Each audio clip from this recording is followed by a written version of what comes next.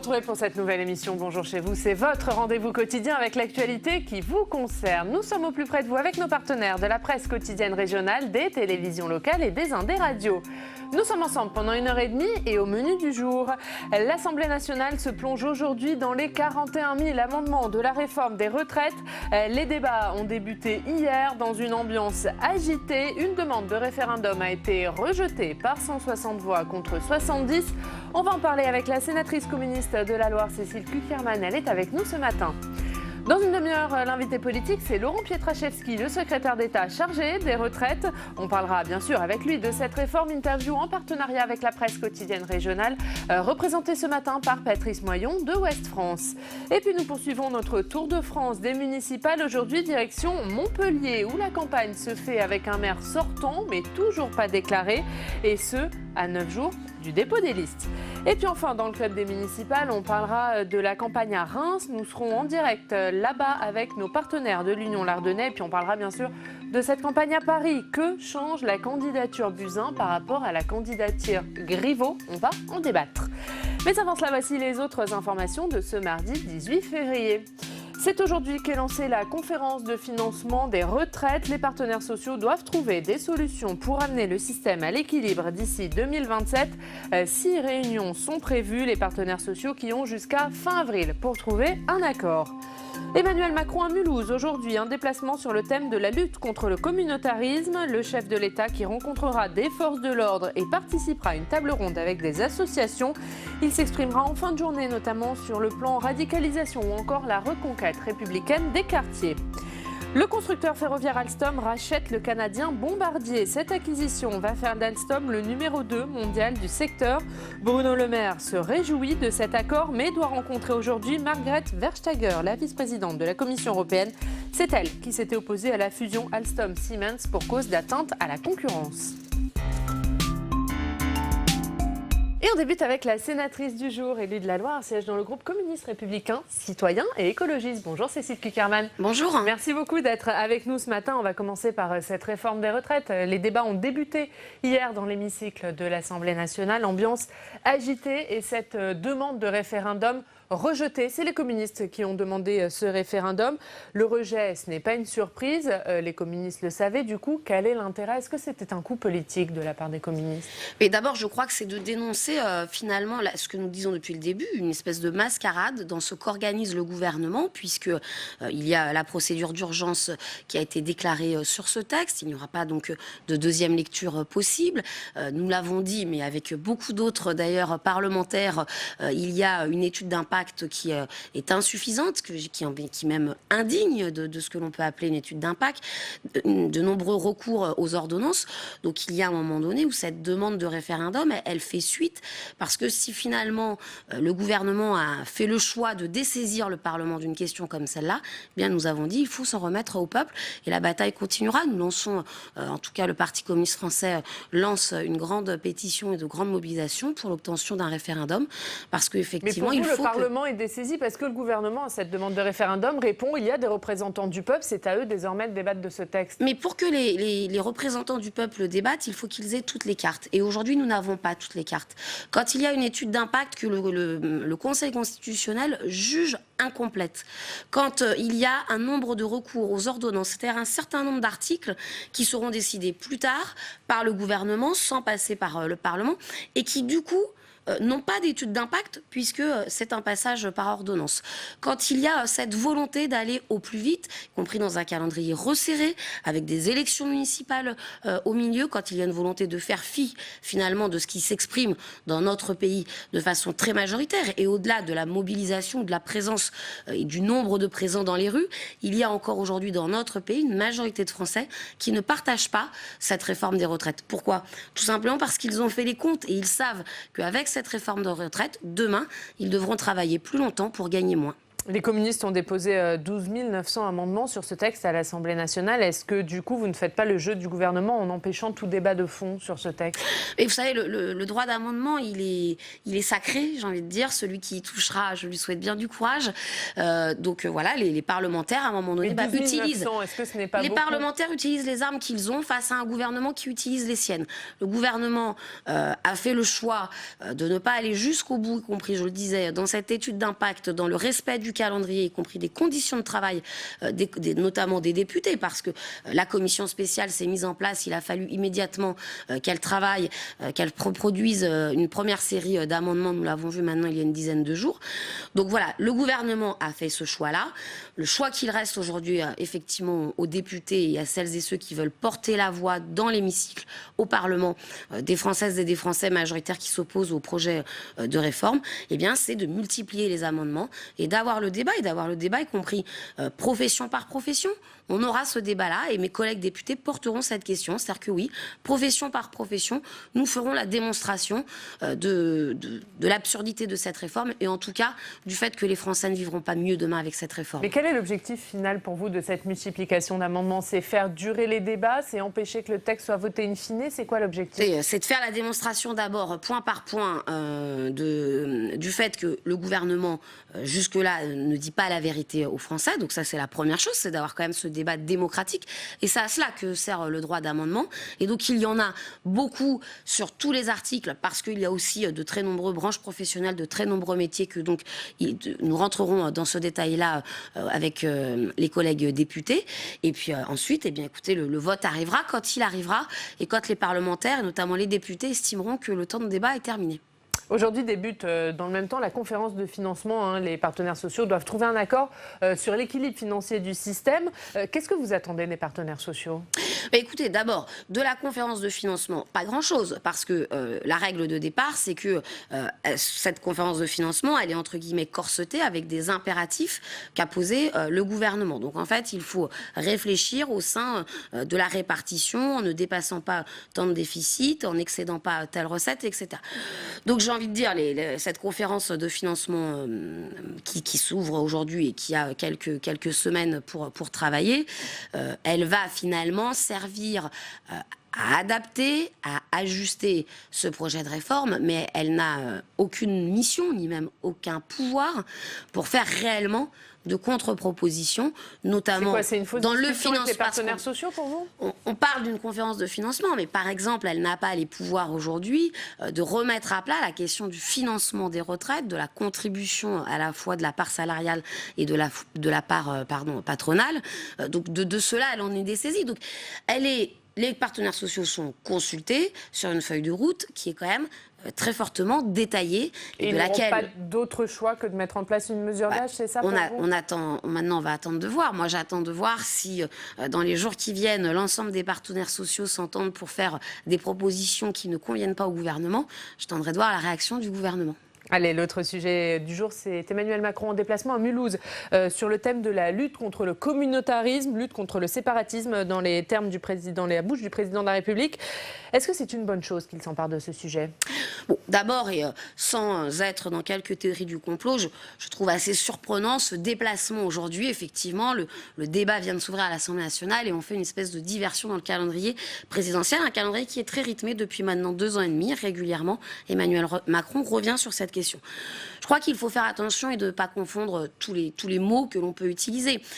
D'abord, le communautarisme. On peut avoir une discussion sur le communautarisme. Je fais partie de ceux qui pensent que le communautarisme n'est pas la solution. C'est un repli sur soi communautaire qui invite finalement les uns et les autres à vivre de façon séparée alors que nous devons construire le vivre ensemble. Mais le communautarisme, ce n'est pas non plus le radicalisme, ce n'est pas non plus l'intégrisme. Donc je crois qu'il faut savoir garder toutes les nuances que nous offre la langue française parce que cette question est bien évidemment très compliquée. Donc il ne faudrait pas renvoyer à l'égard d'une partie de la population française, et notamment celle de la confession musulmane, que tout le monde serait mis dans un même sac, dans un même coin et serait ainsi stigmatisé. Parce que la première lutte contre le communautarisme, il me semble, c'est justement d'éviter les stigmatisations, et encore peut-être plus aujourd'hui qu'hier, de faire en sorte et de faire la démonstration à ces femmes et ces hommes qui habitent dans notre pays que c'est justement pas par ce repli et en restant dans un entre-soi qu'ils vivront mieux, mais c'est finalement en ouvrant grand les portes, et ouvrons-leur nous aussi grand les portes pour que effectivement cette intégration, cette acceptation des règles de la République soit faite par toutes et tous. Alors Emmanuel Macron fera plusieurs déplacements sur ce thème. Il y aura des séquences, plusieurs mesures annoncées dans des temps différents. Aujourd'hui, il doit s'exprimer sur la lutte contre la radicalisation, sur la reconquête républicaine des quartiers. Qu'est-ce que vous attendez sur ces points précisément ? Je le disais, d'abord, ne généralisons pas là encore. Dans tous les quartiers populaires, la question de la radicalisation n'est pas posée. Par contre, oui, aujourd'hui, nous avons une réalité dans notre pays. Nous sommes face, effectivement, à cette montée du radicalisme, y compris un peu parfois dépourvu, face, je pense, à un certain nombre de jeunes, mais aussi de moins jeunes. D'ailleurs, chacun a des profils très différents. Certains sont issus, y compris de familles qui ne sont pas de tradition musulmane et donc se convertissent et tombent dans un véritable radicalisme. D'autres le sont, ne sont pas forcément porteurs, y compris du message religieux dans lequel leurs parents les ont élevés, qui est avant tout une religion de tolérance et de respect de l'autre. Donc la radicalisation... La solution pour que ces phénomènes de radicalisation ne prennent pas d'ampleur? Effectivement, d'abord la première raison, c'est que la République reste la règle et reste en place, et qu'elle sache répondre finalement à cette jeunesse qui parfois est un peu désœuvrée, et sache en tout cas sanctionner et sache être forte par celles et ceux qui, venus de l'étranger, viennent effectivement fortement déstabiliser Donc notre Emmanuel Macron a eu raison de créer ces quartiers de reconquête républicaine. Alors, la question, a-t-il eu raison? On verra maintenant la suite, on va voir les moyens qu'il y met. Les quartiers de reconquête républicaine aujourd'hui, et on l'avait dit en son temps, sont aussi une stigmatisation d'un certain nombre de quartiers, je le disais. Donc faisons attention, et surtout, pendant qu'on s'occupe de ces quelques quartiers identifiés parce qu'il y en a besoin, n'oublions pas qu'il y en a plein d'autres. Donc il ne faudrait pas que dans le même temps, et c'est ce que l'on constate, et moi je le constate, y compris dans un certain nombre de coins de ma région, dans un certain nombre de secteurs de mon département, faisons attention à ne pas fragiliser d'autres secteurs qui aujourd'hui ne sont pas forcément les plus en difficulté, mais qui, si on laisse faire comme ça, avec la baisse du nombre d'effectifs, la baisse du nombre de policiers, la baisse du nombre d'enseignants, bref, la baisse de la présence des services publics, seront certainement demain très fragilisés. Donc je crois que sachons conserver la République partout, dans les grandes villes comme dans les villages. Bruno Retailleau, qui est le président du groupe Les Républicains ici, lui, il présente un plan de lutte pour gagner la guerre contre l'islamisme. Ce sont ses mots. Il dit que bientôt il sera trop tard. Est-ce qu'il a raison? Oui, écoutez, je pense que Bruno Retailleau, sur ce sujet-là, est dans l'excès, mais c'est ce qui le caractérise sur ces questions-là. Non, je crois qu'il faut d'ailleurs faire attention, y compris, il ne faut pas agiter inutilement des chiffons là où il n'y a pas lieu d'être. Il faut rester effectivement ferme. Nous avons aujourd'hui un arsenal, y compris juridique, législatif, qui permet d'agir, mais on se rend compte d'ailleurs que c'est parfois plus compliqué que cela. Mais ne faisons pas croire que simplement en déposant telle ou telle proposition de loi, la question sera réglée. Parce que la question de la laïcité aujourd'hui, elle existe, elle est présente dans notre Constitution. Et d'ailleurs, on se rend compte que c'est un peu plus compliqué simplement que de réaffirmer ce principe-là pour le faire vivre. Parce qu'effectivement, aujourd'hui, nous avons quelques personnes, ils sont un nombre minime, mais ils existent, qui font fi des lois de la République, et donc sachons en tout cas intervenir et rester très vigilants sur ces personnes-là. Un mot sur un autre sujet d'actualité, c'est ce chiffre 9 milliards. 9 milliards ont été récupérés par l'État en 2019 après des contrôles fiscaux. C'est 1 milliard de plus qu'en 2018. Est-ce que, en matière de fraude fiscale, vous saluez l'action du gouvernement dans ce domaine? Bien, on pourrait récupérer beaucoup plus, mais effectivement c'est un début. Je crois qu'en tout cas cela montre qu'il y a aujourd'hui des vrais fraudeurs, et qu'il y a besoin d'un plan d'investissement là aussi pour permettre d'un véritable contrôle. Et que le gouvernement fait ce qu'il faut pour lutter contre le gouvernement est bien fiscale. en deçà. Vous savez très bien que nous avons, mon collègue Éric Bocquet, dans son rapport il y a quelques années ici, avait évalué à près de 60 milliards l'évasion fiscale dans notre pays. Donc vous voyez, on en est encore loin. Et j'ai envie de dire, si cela était possible, eh bien renforçons la capacité de contrôle de l'État pour récupérer réellement ce qui doit rentrer dans les caisses de l'État, parce que tout simplement, cet argent qui aujourd'hui n'est pas versé alors qu'il devrait l'être, c'est autant de services publics en moins dans notre pays. Allez, on va passer à ce qu'il se passe cet après-midi au Sénat. Et ce débat demandé par les sénateurs communistes, débat sur la doctrine du maintien de l'ordre. On va en parler avec notre journaliste parlementaire Alex Poussard. Bonjour Alex. Bonjour Ariane, bonjour Cécile Cukierman.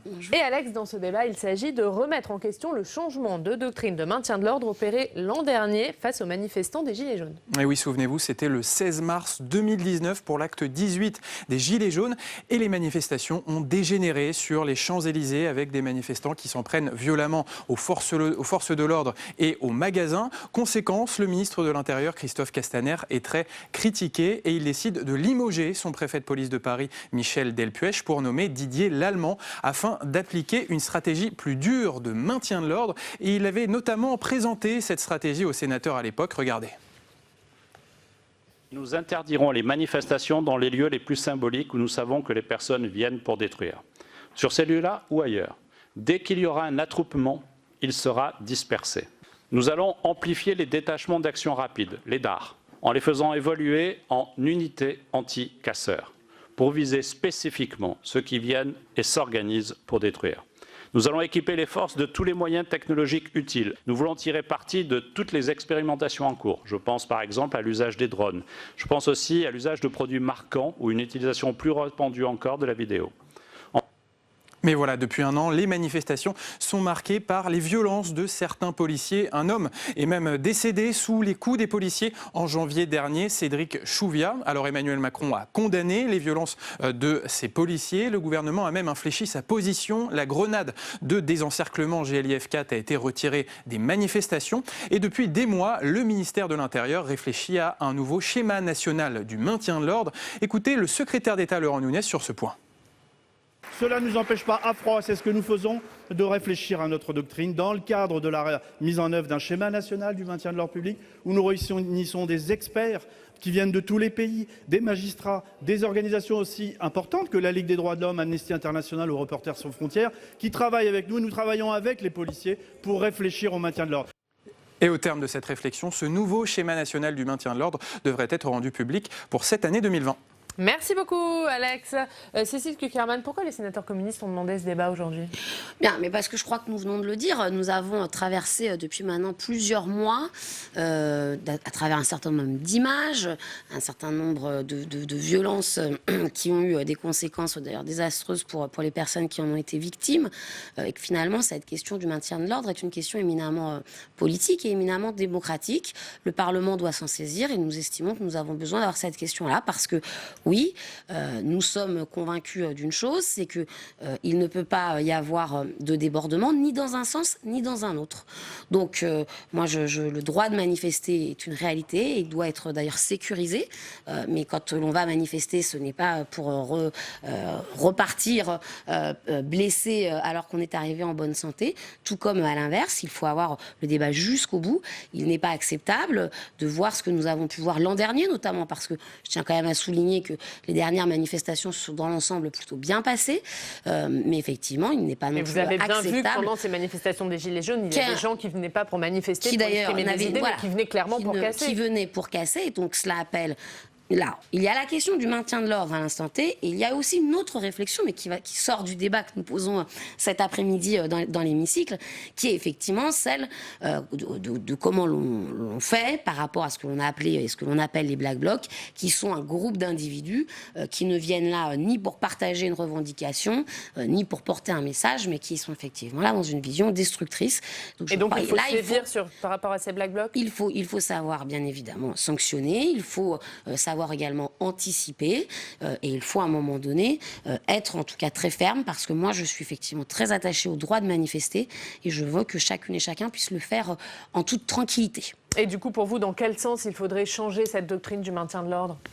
Bien, là où nous sommes aujourd'hui, mais nous l'entendions avec les propos du ministère, il y a eu un changement soi-disant de doctrine du maintien de l'ordre qui n'a pas été plus efficace que cela, si ce n'est qu'elle a amené à plus de dérapage que la précédente.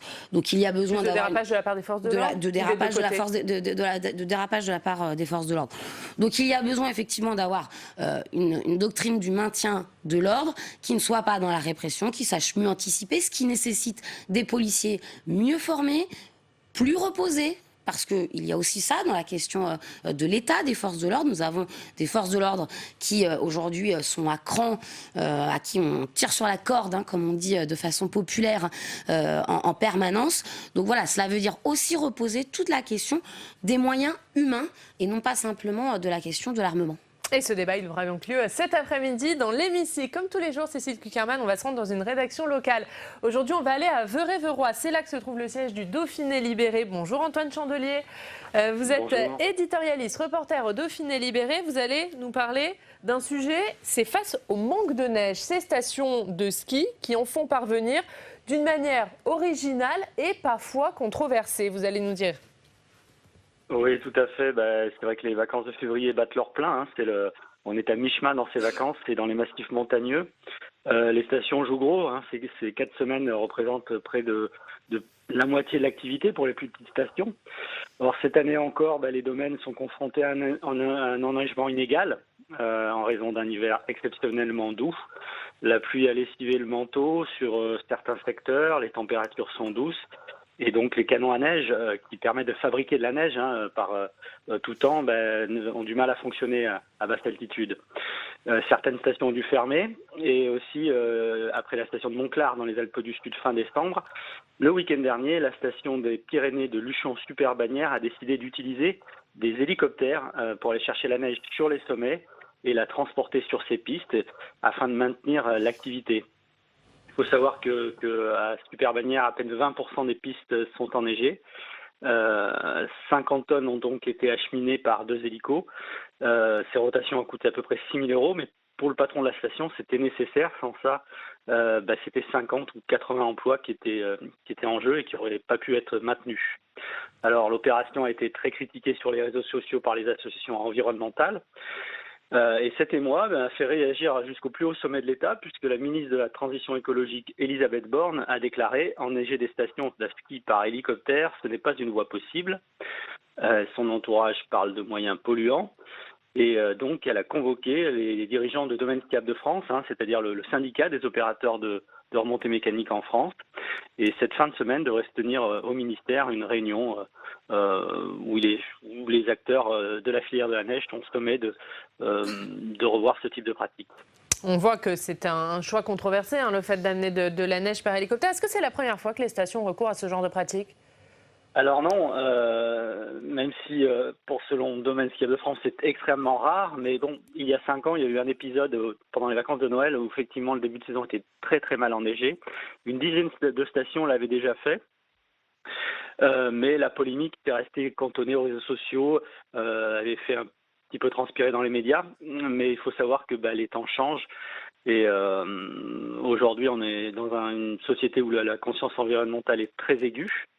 Alors pour Domaine skiable de France, c'est vrai que pour l'image, l'impact peut être négatif, mais au regard des enjeux pour les territoires qui vivent de l'activité de la neige, ce type de pratique extrêmement rare peut se justifier. Mais comme je vous dis, les temps changent et ce qu'il faut remettre aussi dans le contexte, c'est que politiquement, le gouvernement va lancer son grand virage vert la semaine dernière à Chamonix, d'où cette réaction. Et à ce moment de ce tournant politique, on pourrait dire, la pratique passe de plus en plus mal et donc d'où cette réaction, cette réunion un petit peu de crise avec les acteurs de la neige. Et on imagine que vous allez suivre tout ça, bien sûr, avec le Dauphiné. Un mot avant de se quitter, Antoine, des municipales et des municipales à Chambéry, tout particulièrement. Oui, alors à Chambéry, la bataille va opposer donc 7 candidats, mais bon, ça va principalement se résumer à un duel à 2, voire avec un troisième candidat qui a l'étiquette La République En Marche. Les 2 principaux candidats, c'est le maire sortant Michel Dantin, ancien eurodéputé, qui est étiquette LR. Et son adversaire, c'est quelqu'un d'assez connu dans la région, puisqu'il s'agit de Thierry Repentin, ancien ministre sous François Hollande, et qui qui depuis était à la tête des sociétés françaises du tunnel du Fréjus et du Mont-Blanc, qui lui était anciennement Parti socialiste et qui se positionne plutôt sur centre-gauche. Il faut savoir qu'il y a aussi 5 autres candidats, et dont 3 principalement au centre. Donc c'est une bataille assez ouverte. Eh bien, merci beaucoup. Merci Antoine pour ce point sur la campagne à Chambéry. On va revoir la une du Dauphiné aujourd'hui. Héliporter de la neige, est-ce bien raisonnable? C'est à la une de votre journal. Merci beaucoup d'avoir été en direct avec nous. On va regarder votre revue de presse maintenant, Cécile Cukierman, avec Alex Poussard qui revient.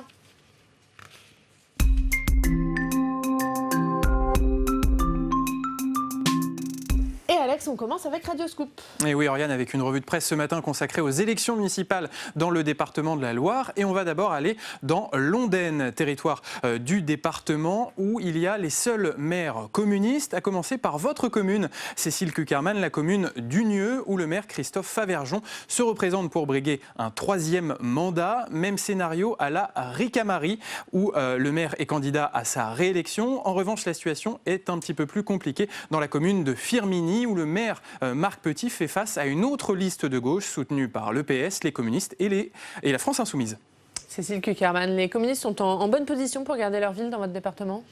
Écoutez, en tout cas, je n'ai pas de signe d'alerte. Je crois que ce sont des maires effectivement d'expérience qui ont su démontrer à travers ce mandat et pour d'autres les précédents de leur capacité à être au plus près des populations de leur territoire communal. Des maires y compris qui savent parfois se mobiliser et faire, y compris porter des messages bien plus haut simplement que la commune, que ce soit au sein de la métropole ou même plus largement. Donc voilà, je ne suis pas plus inquiète que ça. Après une élection, vous savez, c'est jusqu'au dernier moment. Et effectivement, vous l'avez dit, je crois qu'en tout cas sur la commune de Firminy, qui est la plus importante, qui est un peu la capitale de la vallée de l'Ondaine, comme on dit chez nous, il y aura effectivement plusieurs listes suite aux affaires judiciaires. Et en tout cas, les communistes ont fait ce choix-là d'investir une jeune femme de 35 ans. Et elle y a toute ma confiance. Et je sais qu'elle fera tout pour réussir, en tout cas, à faire ce vrai rassemblement de la gauche auquel nous aspirons. Allez, on va aller à Saint-Étienne maintenant. À Saint-Étienne, on mélange foot, politique et famille.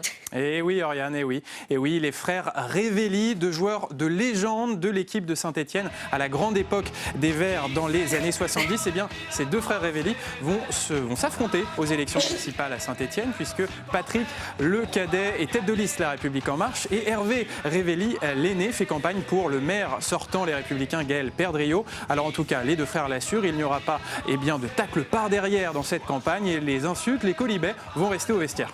Ah voilà, je reconnais bien là cette musique du supporter de foot. Bien joué Alex. On continue à parler de la campagne à Saint-Étienne, mais cette fois dans le Progrès. Et oui, dans le Progrès, qui évoque une liste du Rassemblement de la gauche qui a été présentée hier par le socialiste Pierrick Courbon. Une liste soutenue par le PS, le PCF et également Génération, le mouvement créé par Benoît Hamon. Un mot là-dessus, Cécile Cukierman. Écoutez, alors sur la question, vous savez, nous sommes dans une terre footballistique, donc les derbies ont toujours existé, donc il peut y avoir les derbies familiaux, je ne reviendrai pas sur ça, surtout qu'il n'y a pas de surprise quant au positionnement des uns et des autres qui sont connus depuis très longtemps. Voilà, et sur ce rassemblement de la gauche, il y a un rassemblement. L'avenir du Parti communiste, comme celui peut-être du Parti socialiste, c'est cette stratégie de dépassement des partis, de rassemblement.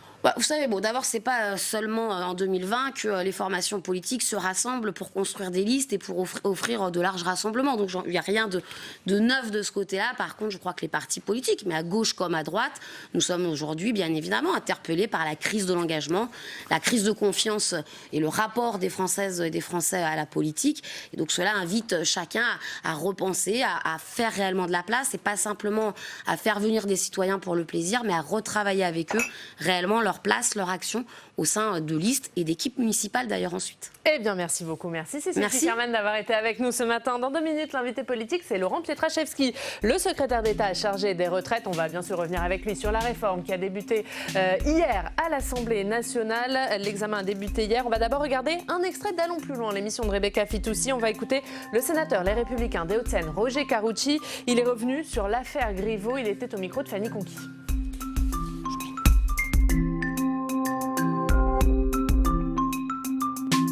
Après cette affaire Benjamin Griveaux, le fait qu'il a démissionné, est-ce que vous avez le sentiment qu'il s'agit de la fin de la vie privée pour les politiques et comment les sénateurs ont réagi à cette affaire, globalement ?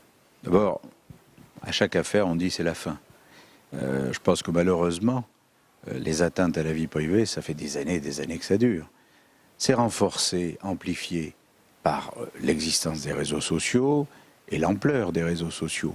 Mais des atteintes à la vie privée, chacun le sait, ça fait déjà 10, 15, 20 ans que, ici ou là, on a des affaires, on a des dénonciations, on a de la calomnie.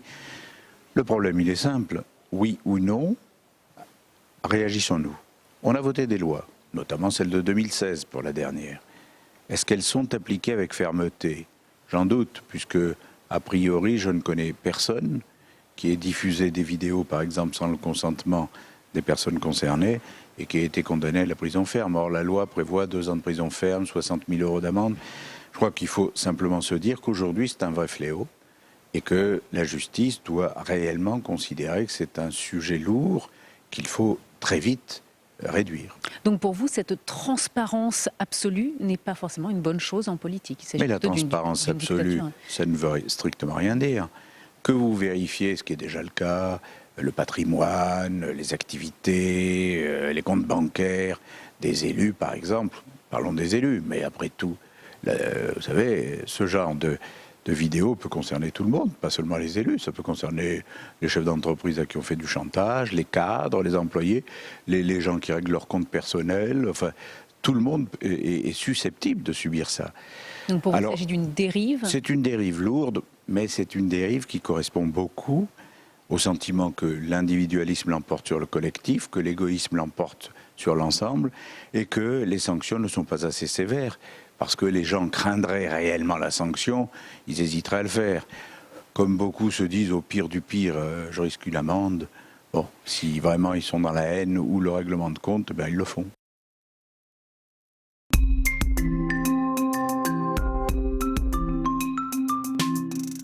Et notre invité politique ce matin, c'est Laurent Pietraszewski. Bonjour. Bonjour. Merci beaucoup d'être avec nous ce matin, secrétaire d'État chargé des retraites. Vous êtes avec nous pendant 20 minutes pour une interview en partenariat avec la presse quotidienne régionale, représentée par Patrice Moyon de Ouest France. Bonjour Patrice. Bonjour Oriane. On va commencer bien sûr par ces débats à l'Assemblée, un débat sur la réforme des retraites qui a débuté hier dans une ambiance quelque peu agitée. 41 000 amendements déposés, on va y revenir. Est-ce que vous vous préparez, vous redoutez une bataille parlementaire difficile ? Écoutez, moi je suis là pour débattre, je suis là pour travailler, je l'ai dit plusieurs fois hier dans mes interventions, à la fois pour repousser la motion de rejet, mais aussi pour participer à la discussion générale. J'ai passé plus de 75 heures en commission spéciale avec les députés de tous les groupes pendant 10 jours, jour et nuit. Ma volonté, la volonté du gouvernement, c'est de débattre, de faire progresser ce texte, et pour ce faire, on a besoin de l'ensemble des députés. Est-ce qu'on peut conduire un débat aussi important dans un calendrier aussi serré ? On peut conduire un débat aussi important dans un calendrier organisé. Et c'est ce que le gouvernement souhaite faire, et c'est ce que le président de l'Assemblée organise dans le cadre de la conférence des présidents. Vous savez, la question c'est, est-ce qu'on va être là pour débattre du fond? Est-ce qu'on veut parler projet contre projet? Moi, je crois à la controverse, je crois au débat d'idées. Mais le débat d'idées, très franchement, ce n'est pas amendement numéro 1, suppression du premier mot, suppression du deuxième mot, suppression du troisième mot, etc., etc., etc. Le débat d'idées, c'est si vous avez un projet, et je vais vous dire, je l'ai vu en commission spéciale. Si on prend par exemple l'opposition des Républicains, qui n'a vraiment pas le même projet politique que nous en la matière, ils sont venus pour débattre de leur projet. Eh bien, je crois que ce n'est pas le cas de toutes les oppositions, ce n'est pas le cas de la France Insoumise. A priori, ce n'est pas le cas dans l'hémicycle de l'opposition communiste.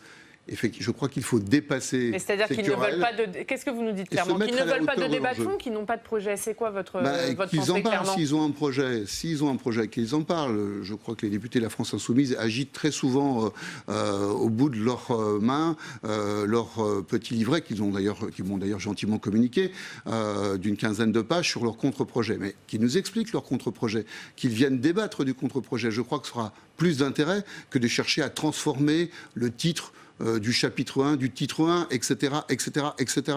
On va venir sur le fond de la réforme, mais sur la forme. On le disait, 41 000 amendements déposés. Gilles Legendre disait que selon ses calculs, ça faisait 260 jours de débat. Il disait ça dimanche. Hier, Richard Ferrand parlait de 365. Concrètement, comment ça rentre? Le président Ferrand a déjà essayé hier de trouver une solution avec les présidents de groupe. Qu'est-ce qu'a proposé le président Ferrand?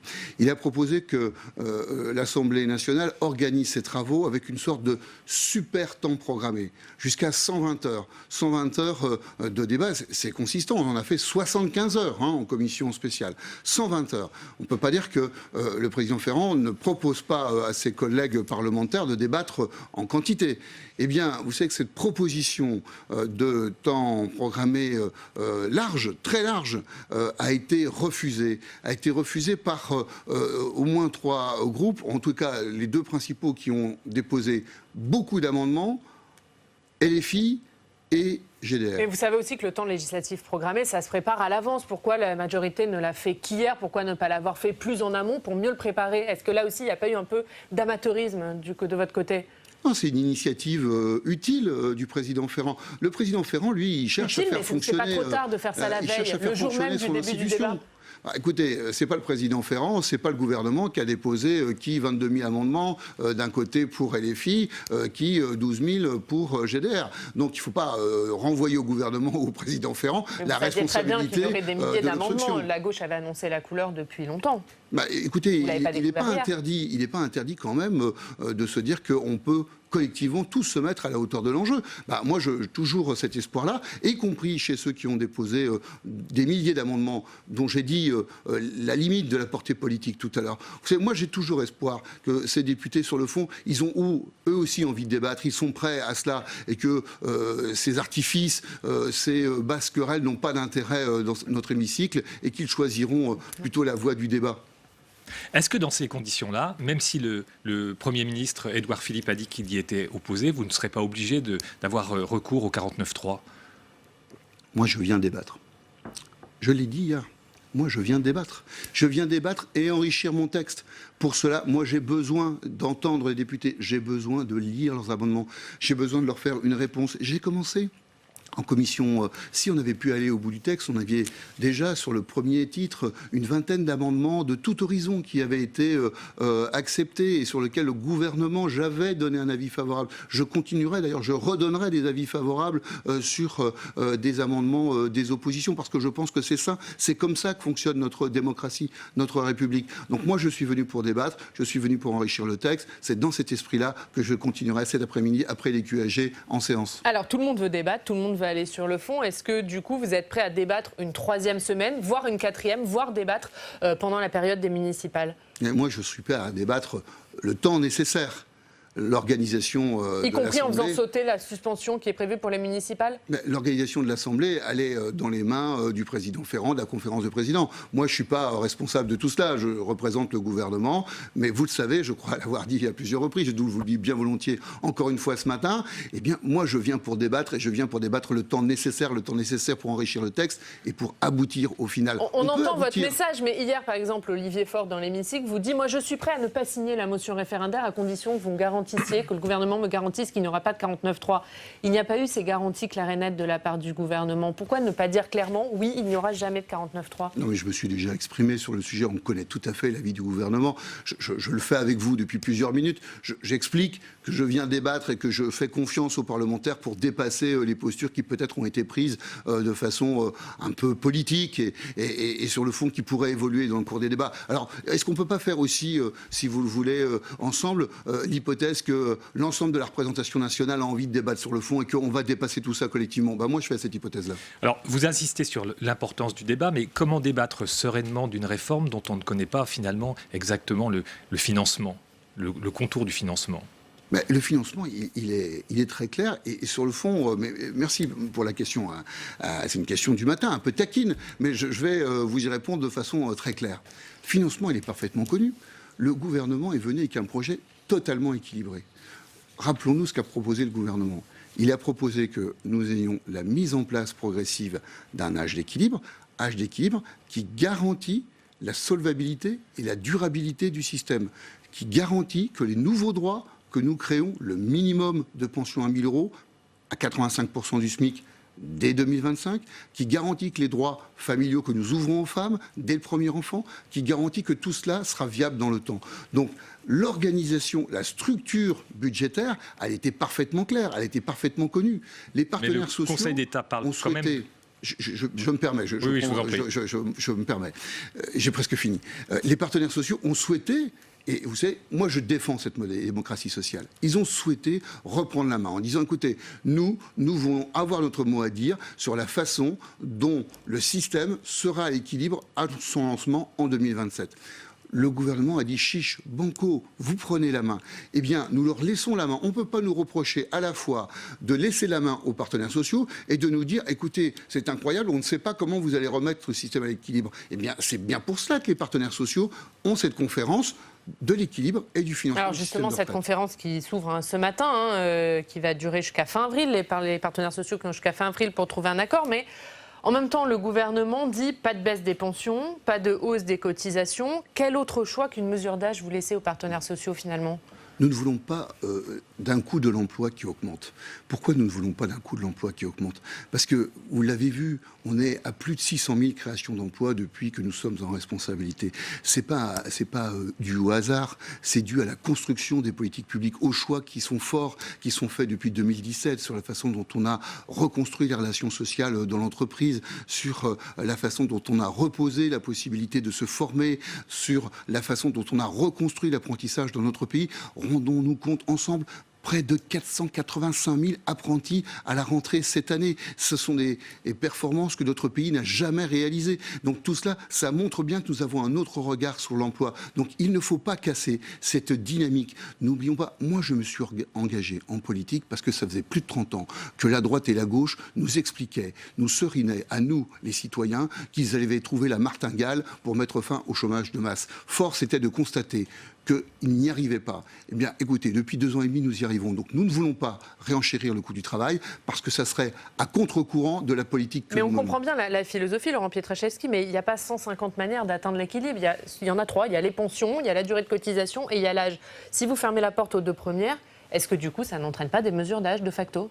Pour les cotisations, et je termine la question que vous me posiez, enfin en tout cas ma réponse, il peut y avoir des discussions entre les partenaires sociaux. Ils peuvent décider entre eux de ce qu'on appelle des SWAT de cotisation. Eh bien écoutez, ils peuvent le décider, ça fait partie des échanges qu'ils peuvent avoir entre eux. Moi, je vous l'ai dit, la ligne politique, notre lecture politique, elle est très claire au niveau du gouvernement. Si nous avions proposé cet âge d'équilibre, c'est parce que nous pensons, âge d'équilibre d'ailleurs qui est présent dans le système universel, notre système cible, c'est parce que nous pensons, nous savons que c'est autour de cet âge d'équilibre que nous construisons la solidité du système. Parce que depuis 2003, la loi dit clairement que les gains d'espérance de vie seront répartis à hauteur de 2/3 dans l'activité et 1/3 dans la retraite. Les choses sont connues depuis 2003. Et nous proposons simplement que nous réalisions ensemble, collectivement, dans notre société, des engagements qui ont été pris par les députés il y a plus de 15 ans. Et pour vous, l'âge d'équilibre, ça reste donc la seule solution ? Mais c'est une façon très claire. Nos concitoyens ont bien compris que l'espérance de vie progressait. Simplement, ce qu'ils nous disent, c'est oui, c'est logique d'avoir un peu plus de temps de travail puisque l'espérance de vie progresse. Ce qu'ils veulent, nos concitoyens, c'est que ça se fasse dans de bonnes conditions, que les conditions de travail, on y soit attentif, que l'on soit attentif aux possibilités d'avoir une retraite progressive. C'est pour ça, vous le savez, que le gouvernement maintient la retraite progressive à 60 ans pour que nous ayons des transitions douces entre l'activité et la retraite, pour que nous changions notre regard. Nous ne sommes plus en train d'opposer l'activité et la retraite. Nous pouvons créer des passerelles entre les deux. Dernier mot sur ce sujet, vous n'êtes pas d'accord du coup avec la CFDT qui soutient que la question de l'équilibre financier, ce n'est pas le sujet ? Mais je crois que la volonté de la CFDT et de Laurent Berger sont parfaitement claires. Ils veulent faire réussir cette conférence de l'équilibre et du financement. Donc vous ne me ferez jamais rien dire qui puisse pénaliser le dialogue social. Moi j'ai confiance dans la CFDT comme dans tous les syndicats réformateurs, comme dans beaucoup de syndicats et dans le patronat. Laurent Berger veut aussi savoir clairement quels sont les besoins de financement. Qu'est-ce que vous lui répondez clairement ? Écoutez, je crois que Laurent Berger, puis il est accompagné par quelqu'un qui connaît aussi très très bien les retraites, qui est Frédéric Sèvres, qui siégeait avec moi au Conseil d'orientation des retraites et qui sait bien la réalité du déficit du système actuel. Je rappelle que le déficit à horizon 2025-2027, c'est un déficit annuel. La réalité, c'est qu'il y a des déficits chaque année. Donc, Il n'est pas demandé aux partenaires sociaux de reconstruire et de trouver les manières de purger ce déficit accumulé. Il est demandé aux partenaires sociaux, en tout cas c'est eux qui ont souhaité prendre la main d'ailleurs quand je dis il est demandé, ils ont souhaité prendre la main sur comment fait-on pour redémarrer un dispositif à l'équilibre. C'est ça, on démarre à l'équilibre. Je crois que c'est quand même un beau projet collectif que de démarrer à l'équilibre. Est-ce que l'hypothèse de puiser dans les réserves est une piste qui vous semble intéressante? Mais ça fait partie des sujets qui sont sur la table. Vous voyez, c'est pas tabou. Allez, on va parler d'une question qui inquiète les Français, c'est la valeur du point, Patrice. Oui, alors peut-être un peu de pédagogie parce que les Français parfois n'y comprennent plus rien. Comment est-ce que sera calculée la valeur du point? Bien, il y a eu une proposition qui a été faite dans le rapport Delevoye du mois de juillet.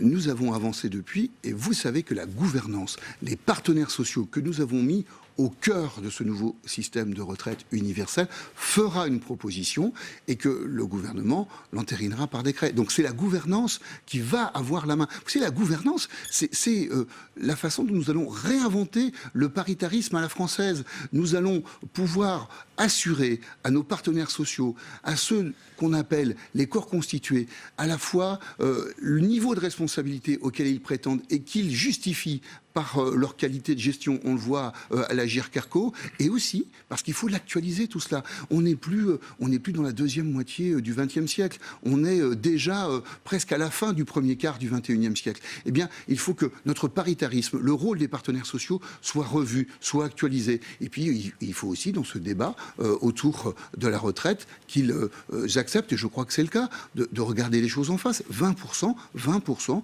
des sommes qui sont consacrées à la retraite viennent de l'impôt. L'État a un rôle aussi. Est-ce que vous comprenez qu'au moment où l'Assemblée nationale débute l'examen du texte, le fait que la valeur du point ne soit pas connue, que le mode de calcul du point ne soit pas clair, ça suscite de l'inquiétude chez les Français et du coup le sentiment qu'il y a un loup de la part du gouvernement? Le mode de calcul du point, il est clair, puisque dans le texte de loi, ça fait partie des éléments sur lesquels on a débattu en commission spéciale. Mais vous voyez, sans doute qu'on a passé plus de temps à ergoter sur les virgules ou sur les alinéas que discuter sur le fond. Et je crois que ça répondra à votre question, et je crois que votre question, elle est simplement l'expression des attentes des concitoyens français. Eh bien, pourquoi c'est clair? Parce que nous le disons, la valeur du point évoluera à minima sur celle de l'inflation. Donc, le point, sa valeur est sécurisée. Pour arriver très vite à un index qui sera, cet indicateur, en 2042, celui du revenu moyen d'activité par tête. Qui n'existe pas aujourd'hui. Pardon, parce que c'est un peu technique. Eh bien, et du coup, ça fait un peu peur. Voilà, mais vous me donnez 2 minutes pour l'expliquer, c'est gentil. Le salaire moyen par tête, c'est la dynamique des salariés pour le privé. Nous suivons, l'INSEE suit cet indicateur. Elle le fait de la même façon pour les fonctionnaires. Elle le fait de la même façon pour les indépendants. En France, il y a 70% de salariés, 20% de fonctionnaires dans les actifs, 10% d'indépendants et professions libérales. Eh bien, il est relativement aisé de comprendre que le revenu moyen d'activité par tête sera composé à 7/10 du salaire moyen par tête pour les salariés, de celui des fonctionnaires à hauteur de 20%, de celui des indépendants à hauteur de 10%. C'est un indicateur composite dont on voit bien que les 3 constituantes existent déjà. Pourquoi il faut ces 3 constituantes? Parce que la retraite, elle est universelle et c'est les mêmes droits pour tous, qu'on soit salarié, qu'on soit fonctionnaire ou qu'on soit indépendant. Alors cet indicateur n'existe pas, vous allez confier une mission à l'INSEE pour le mettre en place? C'est ça, oui. Nous allons le définir dans le cadre d'un décret, c'est ce qui est prévu dans la loi, et l'INSEE ensuite le fera vivre de façon indépendante. Alors toujours sur ce point quand même, parce que vous dites que la valeur du point ne baissera pas, mais est-ce que la valeur du point acquis ne baissera pas non plus? Mais elles ne baisseront pas parce que c'est un débat que nous avons eu en commission. Et là, reconnaissons aussi qu'il y a eu des échanges de fond dans la commission spéciale. C'est un débat que nous avons eu. Les valeurs d'achat et de services sont indexées de la même façon. Pardon, parce que c'est le matin, vous me faites parler technique. Moi, je ça c'est pas très clair. Vos auditeurs, mais que vous dire, si vous voulez, on indexe la valeur à l'achat de la même façon que sur le service. Le service, c'est la valeur du point qu'on vous rendra quand vous prendrez votre retraite. Ils sont indexés sur les mêmes indicateurs. La valeur d'achat, c'est le point différence. pendant la carrière, et la valeur de service, c'est le point au moment où on liquide sa retraite. Si vous voulez, vous faites ça très bien. Pour être un peu plus clair. Mais juste sur cette valeur du point, le gouvernement dit que la valeur du point ne baissera pas. Quand on relit le discours d'Édouard Philippe, son discours du 11 décembre, qui est un peu le discours fondateur de cette réforme des retraites, en tout cas qui fonde la philosophie, il dit « La loi prévoira une règle d'or pour que la valeur des points acquis ne puisse pas baisser ». Est-ce que ça veut dire que la valeur des points à acquérir pourra baisser? Non. Tout ça, c'est la même logique. Alors, je comprends que ça puisse susciter des inquiétudes, parce que je vous vois aller relire avec intérêt, et je vous en félicite, le discours du Premier ministre devant le CESE. Prenons aussi les éléments de la loi. Les éléments de la loi sont clairs sur à la fois la valeur d'achat du point, la valeur de service, tout cela est très sécurisé. La loi borne tout ça. Si je dis que, à minima, ça sera sur l'inflation, parce que c'est ce qui est prévu par la loi.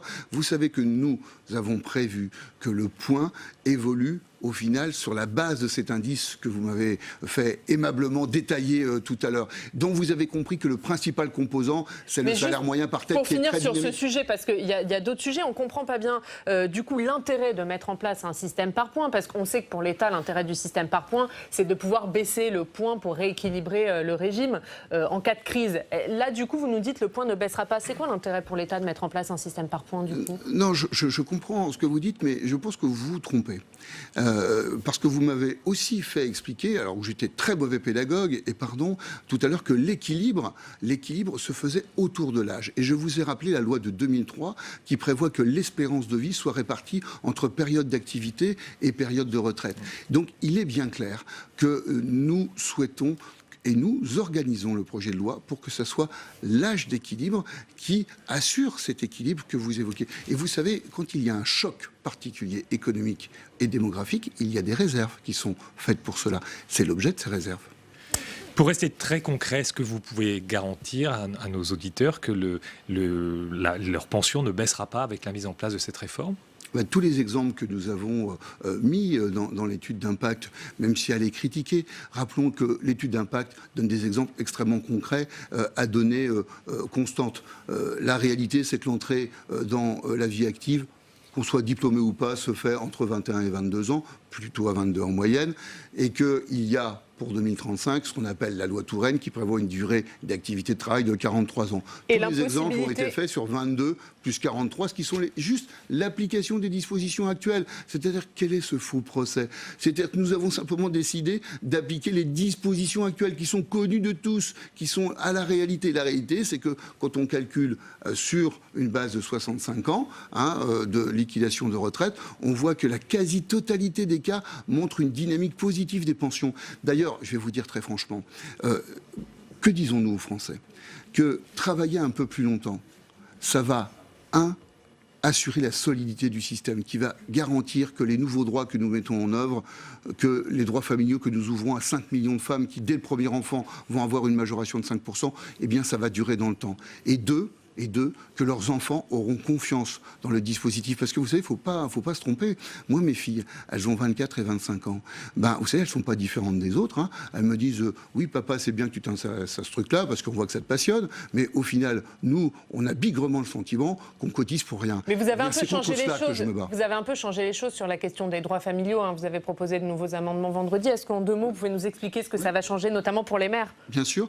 Pourquoi? Parce que nous voulons garder la logique de celle qui prévaut aujourd'hui. Vous savez que pour les mères, il y a des majorations de durée d'assurance qui s'expriment dans le cadre de la maternité et d'autres qui s'expriment dans le cadre de l'éducation parentale. Nous avons voulu sanctuariser une part des 5%, donc c'est-à-dire la moitié, 2,5 au titre de la maternité et accouchement, et donc c'est sanctuarisé vers les mères. Et puis, donc les mères ne pourront pas avoir moins de 2,5% en ayant un enfant.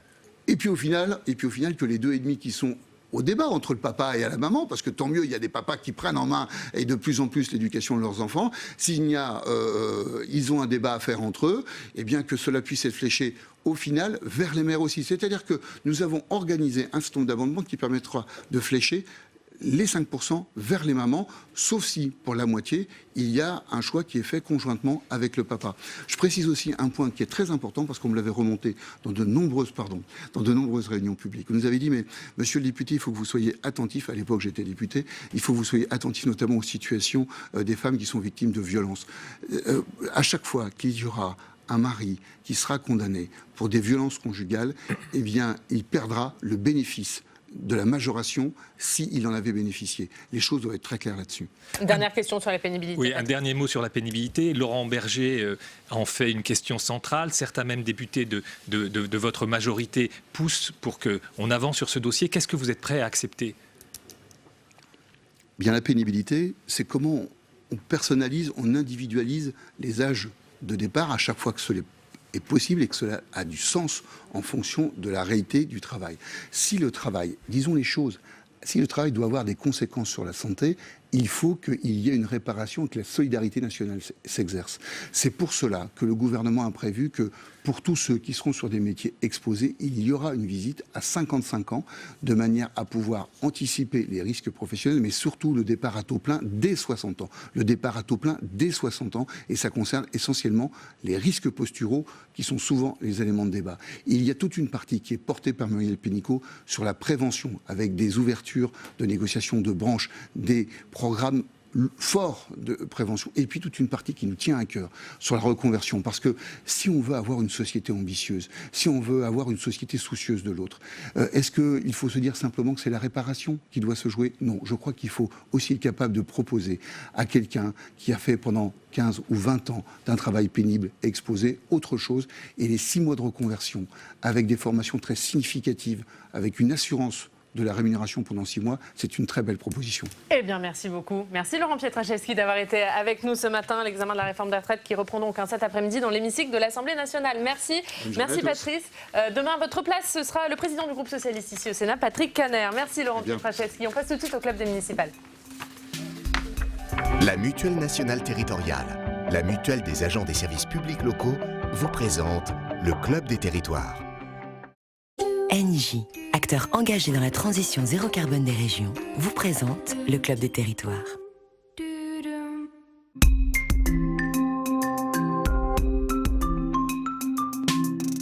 La presse quotidienne régionale et les télévisions locales vous présentent le Club des territoires. Club des territoires en partenariat avec la presse quotidienne régionale, les télévisions locales et les Indés radios. Aujourd'hui, dans notre club des municipales, nous parlerons de la campagne à Reims. Arnaud Robinet, le maire sortant, les Républicains et la cible de la République en marche. Nous serons en direct sur place avec nos partenaires de l'Union Lardonnais. Et puis, on parlera bien sûr de la campagne à Paris. Que change la candidature Buzyn par rapport à la candidature Griveaux pour la République en marche? Va-t-elle garder son programme? Va-t-elle conquérir de nouveaux électeurs? On va en débattre. Mais d'abord, c'est l'heure de notre reportage en région. Nous poursuivons notre tour de France des municipales. Aujourd'hui, direction Montpellier. 11 candidats en liste et une particularité, le maire sortant, Philippe Sorel, ne s'est toujours pas prononcé sur sa candidature, et ce à 9 jours du dépôt des listes. Montpellier, où les Verts avaient le vent en poupe, mais ça, c'était avant la guerre fratricide qu'ils sont en train de se livrer. On regarde ce reportage sur place de Quentin Calmet et Jonathan Dupriez.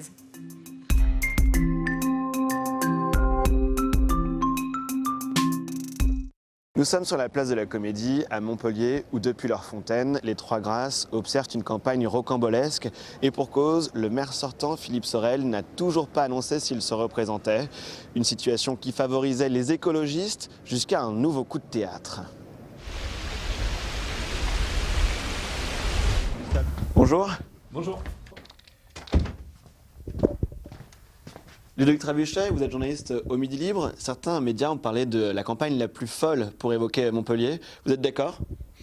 Oui, bien sûr. D'abord, il y a un paramètre qui est certainement inédit en France, c'est que le maire sortant ne s'est pas encore déclaré. On est à moins d'un mois de l'élection et il a repoussé sans cesse sa déclaration, notamment par le fait qu'il a dû se faire opérer du genou au mois de janvier. Ça perturbe un peu les candidats parce que beaucoup aimeraient s'attaquer à son bilan. De fait, pour l'instant, ce débat-là n'est pas possible. Ça n'empêche pas évidemment les candidats de dérouler leurs propositions dans cette campagne assez intense. Et alors, vous avez publié un sondage il y a un mois. On peut peut-être le revoir d'ailleurs, ce sondage. La candidate qui était donnée en première place, c'était la candidate écologiste. Qu'est-ce qui s'est passé? Ouais, ça aussi c'est un peu extraordinaire et ça a bouleversé la campagne. Donc ce jour-là, Clotilde Ollier est donnée largement vainqueur avec l'étiquette européenne Europe Écologie Les Verts. Et dès le lendemain, finalement, Europe Écologie Les Verts décide de lui retirer son investiture pour diverses raisons. Parce que dans son équipe, elle s'est rapprochée d'une partie des Insoumis de Montpellier. Et les militants Europe Écologie Les Verts ont considéré qu'elle les avait remplacés, qu'elle avait carrément exclu les écologistes de sa campagne. Bonjour Clotilde Dollier. Bonjour, enchantée. Vous menez campagne sur les questions de discrimination, comme ici au refuge à Montpellier. Il y a un mois, vous étiez en tête des sondages, on vous donnait gagnante même dans tous les scénarios possibles au second tour. Et depuis, eh bien, vous n'avez plus l'étiquette ELV. Qu'est-ce qui s'est passé ? Alors, j'ai été élue par une primaire organisée par ELV au mois d'octobre, le 12 octobre. Je me dois d'aller jusqu'au bout de cette démarche pour faire respecter justement le choix de toutes ces personnes qui sont venues voter à cette primaire. L'étiquette d'Europe Écologie Les Verts, elle vous a été enlevée. Le Bureau national, il dit que c'est parce que vous êtes trop proche de la France insoumise. Qu'est-ce que vous leur répondez ? Alors, je leur réponds que je suis proche de la France insoumise et que je l'assume, clairement. Je crois que l'écologie, elle est profondément de gauche, elle est sociale et de gauche. Je pense qu'on ne peut pas faire une écologie qui ne soit ni de gauche ni sociale. Donc c'est vraiment des valeurs que je porte profondes. On dit fin du monde, fin du mois, même combat. Mais c'est clair et c'est des valeurs que je porte. C'est le grand jour pour Coralie Mention, la candidate chargée de reprendre le flambeau avec l'étiquette Europe Écologie Les Verts. Elle dépose aujourd'hui sa liste en préfecture. On va aller lui poser quelques questions. La liste que nous vous présentons aujourd'hui est celle de l'Alliance des écologistes soutenue par Europe Écologie Les Verts. Méfiez-vous des contrefaçons.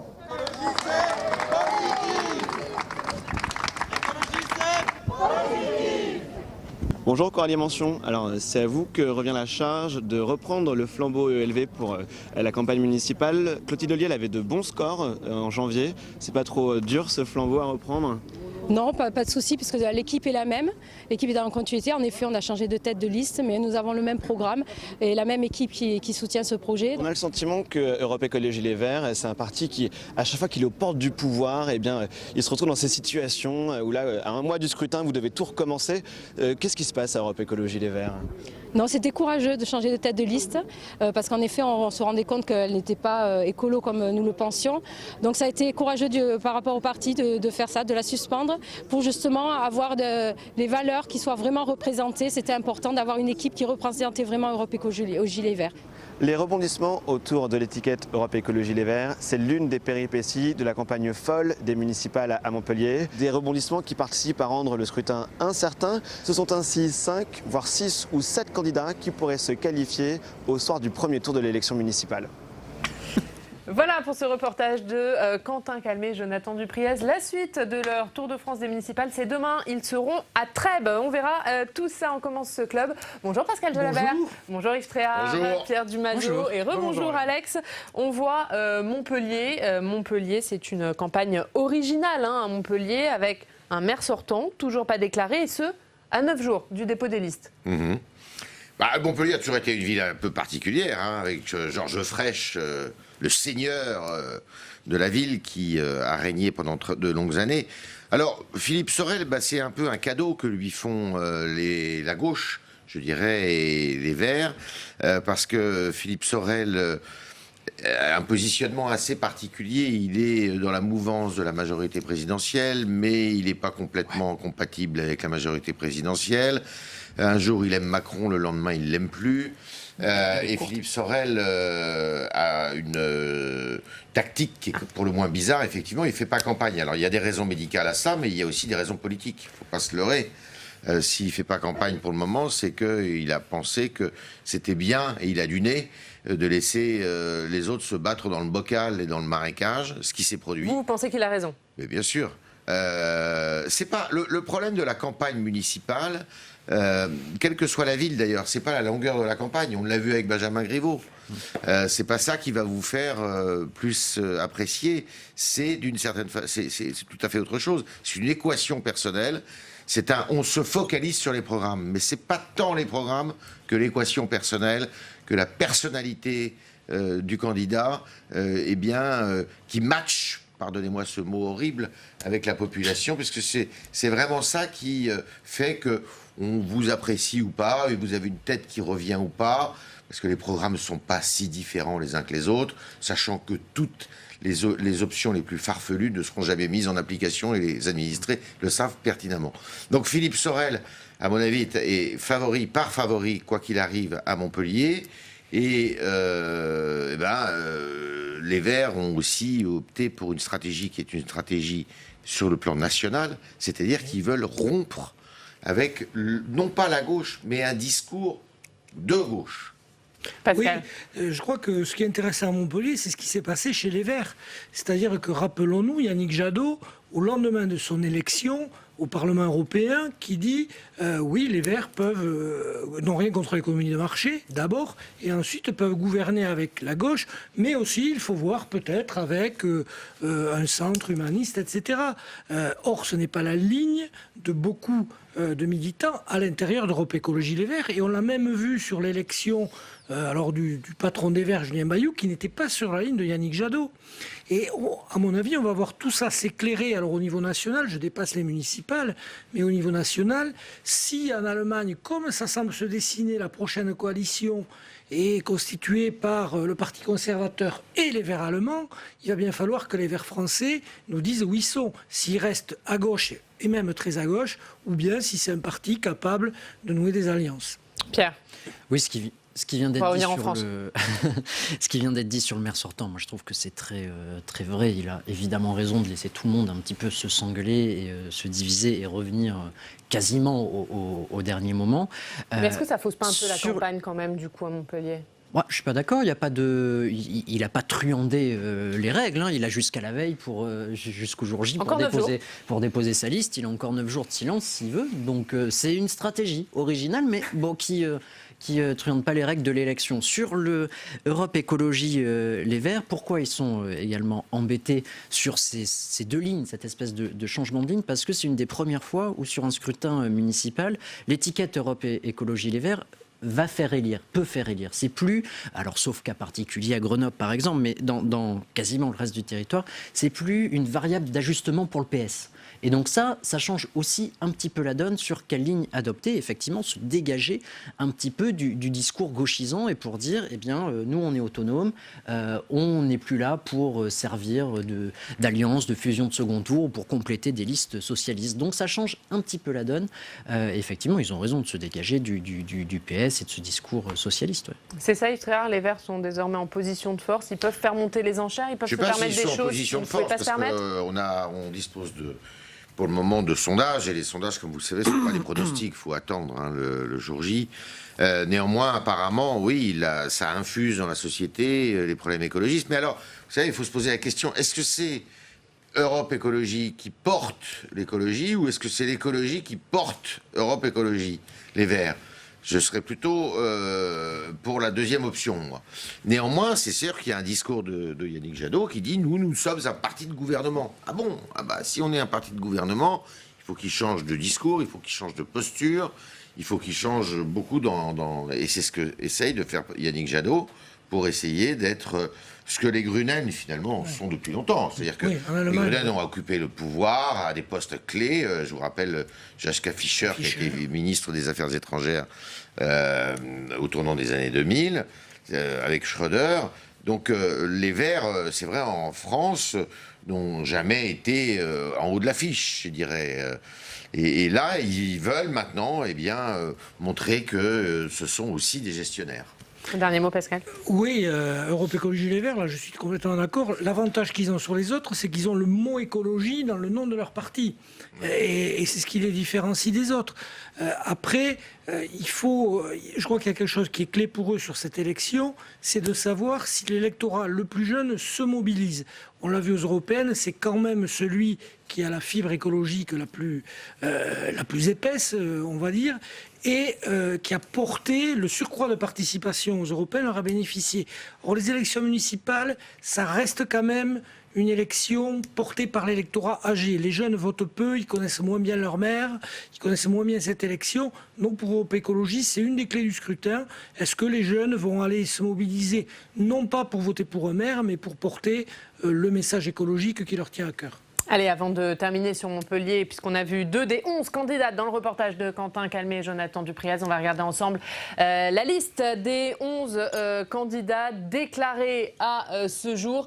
Déclarés, puisque, vous le voyez, il n'y a pas Philippe Sorel, le maire sortant. Les candidats qui ont jusqu'au 27 février, on le rappelle, pour déposer leur liste. On va maintenant voir avec Alex Poussard les dernières infos de cette campagne. C'est l'heure de votre journal de campagne, Alex.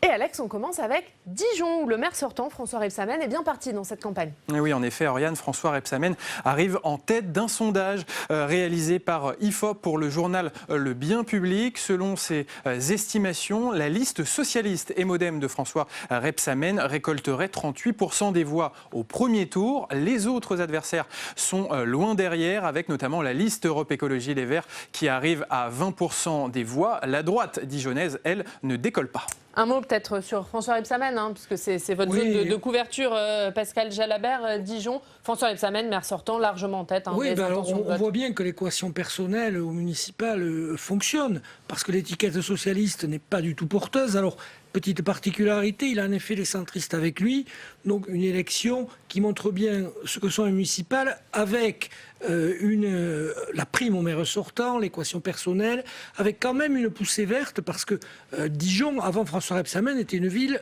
à droite, il faut le rappeler. Donc voilà, et le score de LR est très très très bas, c'est-à-dire que l'électorat modéré est clairement porté sur François Rebsamen. Premier ministre de l'écologie était le maire de Dijon. Monsieur Poujade. Allez, voilà, pour cette campagne. Pompidou. Merci pour ce rappel historique. C'était au siècle dernier. C'était l'ancien monde. On va continuer avec les infos. 2 campagnes d'Alex, on va cette fois aller à Nice. Nice, où un grand débat entre les candidats avait lieu hier, débat organisé par nos confrères de Nice Matin. Un débat avec tous les candidats et en réalité il y avait déjà un match entre le maire sortant Christian Estrosi et son adversaire du Rassemblement national Philippe Vardon. On a beaucoup parlé sécurité dans ce débat et police municipale. Le candidat RN propose de créer 100 postes de policiers municipaux supplémentaires et il estime que Christian Estrosi a supprimé des postes de policiers dans la municipalité. Écoutez la réponse de Christian Estrosi. Allez, ce sont des fake news, point. On passe à la réalité. Vous les avez rappelés, Patrice Maggio, la ville de Nice, Institut Montaigne, et la ville de France, qui a le plus de policiers municipaux. J'en ai recruté 230. On dit, allez, on rase gratis le candidat identitaire, 100 policiers de plus. Tout ça, c'est un coût pour les contribuables. Allez Alex, on va rester dans le sud, mais on va aller à Sète. Et oui, contrairement à la ville de Nice, eh bien dans la ville de Sète, la droite locale s'entend plutôt bien avec le Rassemblement national, si bien qu'une liste d'union des droites va être créée. Elle sera emmenée par l'ancien président Les Républicains du département de l'Hérault, Sébastien Pacul. Et cette liste est soutenue par Marine Le Pen, la présidente du Rassemblement national, qui a rencontré Sébastien Pacul et qui estime que cette liste d'union des droites est, je cite, une révolution culturelle. Allez, on va remonter dans le Nord, on va aller en Normandie, au Havre, où Édouard Philippe joue le Rassemblement. Et oui, en réalité, Édouard Philippe fait du En Marche dans sa ville du Havre, puisqu'il a présenté les 10 premiers noms de sa liste candidate aux élections municipales. Et parmi ces 10 premiers noms, il y a des anciens socialistes. Édouard Philippe a recruté, par exemple, Oumou Niang Fouquet, conseillère régionale du Parti socialiste, et également Vasile Esch-Chena, ancien candidat socialiste aux élections départementales en 2015. C'est donc un vrai signe d'ouverture à gauche pour Édouard Philippe. On va aller à Strasbourg, ça y est, on sait qui Roland Ries, le maire sortant, va soutenir. Et oui, on en parlait la semaine dernière pour le dernier conseil municipal du maire de Strasbourg, Roland Ries, après 37 ans de siège au conseil municipal. Il avait le choix entre 4 candidats issus de sa majorité municipale. Et au final, il a choisi son premier adjoint, le candidat investi par La République En Marche, Alain Fontanel. Écoutez la justification de Roland Ries. J'ai choisi de soutenir mon premier adjoint qui a travaillé avec moi pendant toute cette période et notamment dans le dernier mandat parce que je considère qu'il est le mieux à même de poursuivre l'œuvre que j'ai entreprise et dont je souhaite qu'elle puisse continuer. Et on va terminer par Nantes, Alex. Nantes, où il y a un candidat un peu particulier. Il s'appelle Sébastien Ledoux, il a 32 ans, il est membre de l'Union sociale française. Il est tête de liste et sa campagne commence à émerger dans la campagne municipale nantaise. Mais en réalité, c'est un faux candidat. Et oui, des comédiens nantais ont décidé de mener une fausse campagne avec un faux candidat à tête de liste, également une liste de 69 noms fictifs, un faux programme, des faux clips de campagne, mais qui ont l'air très réalistes. Regardez, on va en voir un extrait. La mobilité de Nantes doit se penser d'une manière locale, mais aussi globale. Penser Nantes aujourd'hui, c'est aussi penser sa périphérie. Aujourd'hui, lorsque j'imagine le Nantes de demain, j'imagine un Nantes accessible. Vous, concitoyens, vous vous êtes exprimés lors des dernières élections européennes. Et vous avez exprimé un souhait de mettre l'enjeu écologique au cœur des débats et des discussions. Nous souhaitons, nous, prendre en compte vos considérations. Et voilà pour cette démarche artistique dont l'objectif est d'interroger le discours de certains politiques qui peut parfois sonner creux. Voilà, on vous laisse avec cette interrogation, Alex. On va passer à la campagne à Paris où Agnès Buzyn remplace donc Benjamin Griveaux dans la course à la mairie de Paris pour La République En Marche. Mais nouvelle candidate signifie-t-il forcément nouvelle stratégie et nouveau programme? À un mois du scrutin, la candidature Buzyn rebat-elle les cartes au sein de la Macronie parisienne? On voit ça avec Béatrice Finzan. Elle a un peu moins d'un mois pour convaincre et imposer le style Buzyn. Pas de programme encore, mais des priorités. Sécurité, propreté, apaisement et respect. Concrètement, la nouvelle tête de liste des marcheurs à Paris va s'appuyer sur le programme de son prédécesseur, tout en imposant sa marque. Sujet évoqué hier durant un déjeuner avec ces têtes de liste. 2 mesures controversées pourraient déjà être abandonnées selon l'Express. Le déménagement de la gare de l'Est en banlieue au profit d'un Central Park parisien et le financement d'un apport de 100 000 € permettant aux classes moyennes d'accéder à la propriété à Paris. Agnès Buzyn veut se recentrer sur l'essentiel et éviter les polémiques. Hier, la candidate LREM s'est entretenue avec Cédric Villani lors d'un échange téléphonique. Le mathématicien a posé ses conditions avant d'envisager d'éventuelles convergences, plan d'investissement de 5 milliards d'euros pour l'écologie, ou encore ouverture d'un accord de second tour avec les Verts. Problème, les écologistes sont opposés à toute alliance avec La République En Marche. Reste à savoir où Agnès Buzyn se présentera-t-elle. Les 6e et 17e arrondissements de Paris sont pressentis. Pierre Dumazo, est-ce que finalement cette candidature Buzyn, c'est une chance pour la Macronie à Paris? Est-ce qu'elle peut gommer les défauts de Benjamin Griveaux, aussi bien en termes d'image qu'en termes de programme? En tout cas, en termes de programme, elle a déjà abandonné les 2 idées les plus fantasques, pour rester poli, du programme de Benjamin Griveaux. Donc, et en disant mes priorités, c'est la propreté, la sécurité, elle a bien compris qu'une campagne municipale, c'était pas seulement des projets fantasques et complètement hors sol, mais c'était du concret. Et c'est en ce sens-là que je pense que la candidature Buzyn ne va pas révolutionner En Marche à Paris, mais va en tout cas sauver les meubles et voire prendre quelques points, notamment chez Rachida Dati et à des arrondissements plutôt acquis à la droite. Mais la candidature d'Agnès Buzyn, pour Paris, c'est pas une mauvaise idée. Le problème, c'est le signal que ça renvoie au niveau national, avec la réforme des retraites qui est arrivée depuis hier à l'Assemblée, avec le coronavirus, avec la crise de l'hôpital depuis maintenant plus d'1 an. C'est surtout ce signal-là national qui est compliqué à gérer. Après, en 1 mois, est-ce qu'on refait un programme? Est-ce qu'on imprime une marque? Non. Est-ce qu'on peut sauver les meubles et sauver les têtes de liste d'arrondissement? En tout cas, ça vaut le coup d'essayer. Yves, est-ce que vous pensez que ça peut changer quelque chose pour La République En Marche? Moi, je pense que ça peut changer beaucoup, énormément. Moi, je pense que c'est une grande chance parce qu'on voyait que ça patinait avec la campagne de Griveaux. Elle a un atout considérable, Agnès Buzyn. Elle n'a rien à perdre.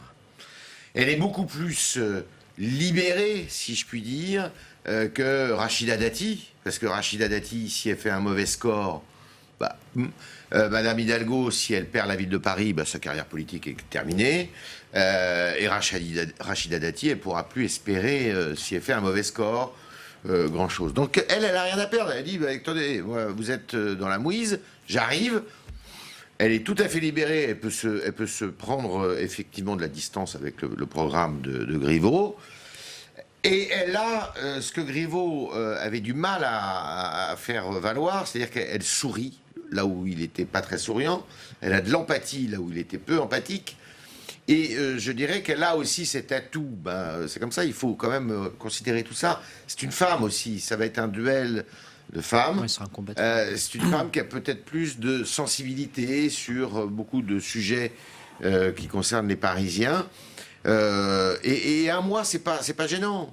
Un mois, c'est pas gênant. Comme à mon avis, ça peut marcher. En tous les cas, ce qui est sûr, c'est que ils n'ont absolument. Elle n'a rien à perdre. Donc, étant dans cette situation-là, c'est plus facile. Et est-ce qu'elle a, même au-delà de rien à perdre, est-ce qu'elle a y gagné? Est-ce que, par exemple, Agnès Buzyn peut ramener Cédric Villani à La République En Marche ou pas? Alors, la question n'est pas là. Est-elle capable de créer une sorte d'arc qui serait ni Rachida Dati, parce qu'une partie de l'électorat de droite n'a pas envie de voir Rachida Dati maire de Paris, ni Anne Hidalgo. Il faut quand même rappeler qu'une majorité de Parisiens dans tous les sondages ne veulent pas qu'elle soit réélue maire, ce qui n'est pas commun pour un maire. Vous allez dans toutes les villes moyennes, les grandes villes, très souvent, le maire, il n'est pas entre 20 et 30%, il est au-dessus de 30%. Regardez Rebsamen, je crois qu'il était à... Il a 38, François Rebsamen. Mais Anne Hidalgo est en tête néanmoins dans les sondages. Oui, elle est en tête, mais elle est en tête avec des scores bas. Elle est autour de 25%. Bertrand Delanoë, quand il a été réélu, il était beaucoup plus haut que ça. Donc, est-ce qu'Agnès Buzyn est capable de constituer cet arc qui irait de l'écologie? Parce que, les écologistes, évidemment, ils ne vont pas dire aujourd'hui on va se rallier à Agnès Buzyn. Mais enfin, s'ils sont à 12% ou à 8% entre les deux tours, ils vont quand même commencer à réfléchir. Et Cédric Villani, c'est pareil. Autant à Benjamin Griveaux, il opposait des faits de non-recevoir clairs, autant hier, il a dit... Pourquoi pas? Je pose mes conditions. Évidemment, il ne va pas dire « Ok, je viens comme ça ». Mais le discours a changé de ce côté-là aussi. Donc je pense qu'Agnès Buzyn est plus en mesure que Benjamin Griveaux de réunir cet arc. Après, c'est vrai qu'à moi, il faut faire vite, parce qu'à Paris, ce qu'il ne faut pas oublier, c'est que c'est une élection par arrondissement, et il faut aussi que le maire fasse le job en proximité. Et surtout sur cet arc, on a Cédric Villani qui dit je rallie Agnès Buzyn à condition que les écologistes soient pris en compte. On a les écologistes qui disent moi je vais avec Cédric Villani à condition qu'il se détache du gouvernement. Ça semble compliqué quand même. C'est très compliqué. Je veux dire, la condition de Cédric Villani, c'est la condition quasi impossible. C'est l'alliance avec Béliard à l'entre-deux tours. Ça semble... non. Donc c'est facile de dire moi je vous rejoins, mais en revanche il faut rejoindre. Donc ça semble un petit peu impossible. Et puis c'est ce que j'allais ajouter. Il ne faut pas oublier quand même que l'élection du maire de Paris, c'est absolument pas un scrutin universel direct. C'est d'abord des têtes de liste d'arrondissement. Et on a beau, Agnès Buzyn a beau peut-être faire le job, elle va peut-être réussir. Il ne faut pas oublier que dans chaque arrondissement, il y a des têtes de liste qui se sont affichées avec Benjamin Griveaux, qui ont défendu pendant plusieurs semaines cette histoire de 100 000 euros, cette histoire de Central Park, et on leur dit du jour au lendemain, non, c'est Agnès Buzyn, et vous nous faites la campagne sur les thèmes de Rachida Dati. Donc c'est un petit peu compliqué, et Hidalgo, je répète, peut-être minoritaire dans les sondages en voix, et remporter la mairie de Paris, parce qu'elle a beaucoup de conseillers d'arrondissement. Justement, on va écouter Rachida Dati, puisque vous en parlez, elle était ce matin l'invitée de nos confrères de RTL, elle ne s'est pas privée, bien sûr, d'attaquer Agnès Buzyn. Moi, je considère que Paris, c'est pas une punition. Et moi, je regrette pour les Parisiens que Agnès Buzyn soit une candidate malgré elle. Vous savez, moi, quand j'ai fait le choix de Paris, j'ai fait le choix, un vrai choix de passion, un vrai choix d'envie. Je suis tous les jours sur le terrain, arrondissement par arrondissement, quartier par quartier. Après votre émission, je vais dans le 20e arrondissement rencontrer des locataires qui n'en peuvent plus. Pascal, rapidement.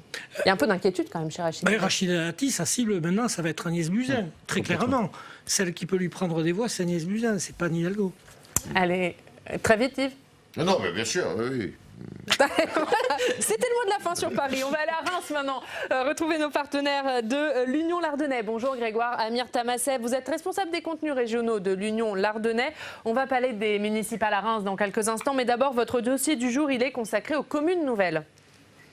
Absolument, parce que depuis 2014, il y a eu une accélération du phénomène de regroupement des communes, même si en 2010, il y avait une première loi qui avait permis rapprochement, mais depuis une loi 2015, on a assisté à une multiplication de ces nouvelles communes qui sont l'agglomération d'anciennes communes.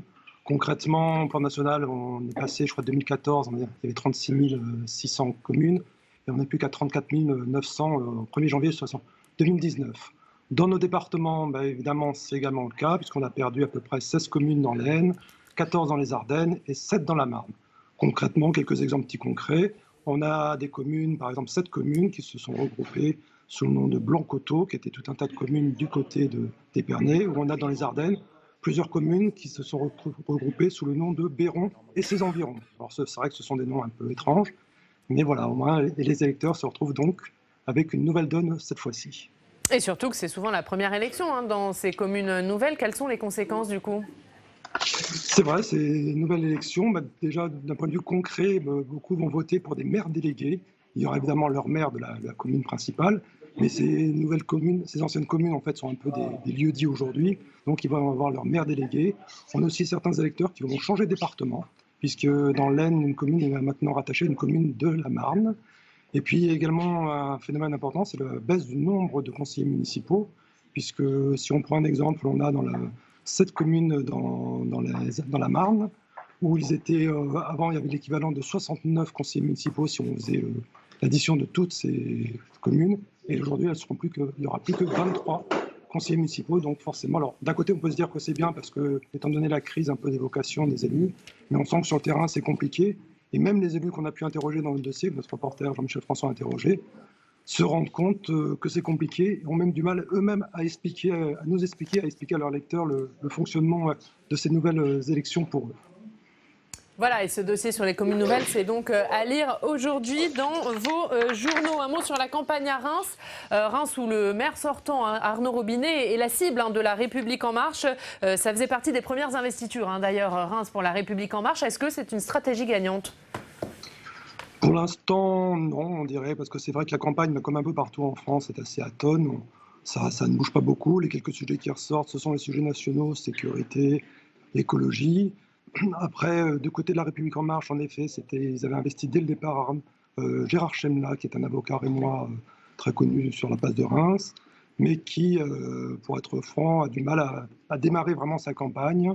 De son côté, Arnaud Robinet est plutôt serein pour l'instant. En face de lui, en tout, il y a 11 listes. Alors, est-ce qu'elles seront présentes à l'arrivée? On ne sait pas, mais en tout cas, il y a 11 candidatures déjà déclarées, avec une gauche qui est assez éclatée, puisqu'on a une liste PS, une liste France Insoumise, une lutte ouvrière, Écologie Les Verts, GRS.